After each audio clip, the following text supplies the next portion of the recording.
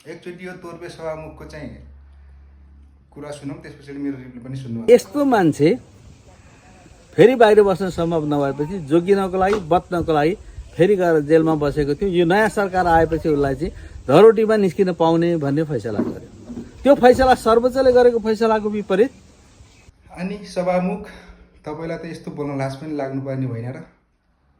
अहिले पार्टीको झन्डा हल्लाएर चाहिँ भोट माग्न जानुभन्दा पहिले तपाईँ त हाम्रो सभामुख हो नि त, हाम्रो देशकै सभामुख होइन र? तपाईँको चाहिँ कसैलाई 10 मिनट दिने बोल्न, कसैलाई 5 मिनट दिने, कसैलाई 1 मिनट दिने। अब हाम्रो राष्ट्रिय स्वतन्त्र पार्टीको सभापतिले तपाईँले चाहिँ 1 मिनट पनि बोल्न दिनु भएन। माइक काट्ने तपाईँ होइन, ऊ बेलामा चाहिँ महाकाली सन्धिमा चाहिँ साइन गर्ने पनि तपाईँ होइन र? खोलानाला बेचेर खानेमा साइन गर्ने तपाईँ होइन।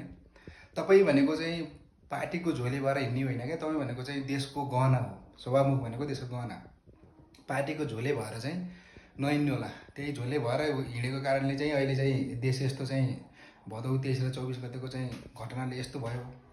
अझै पनि तपाईँको चेत खुलेको छैन है? अझै चाहिँ भोट माग्दै हिँड्ने लाज छैन? तँलाई तोर्पे सभामुख।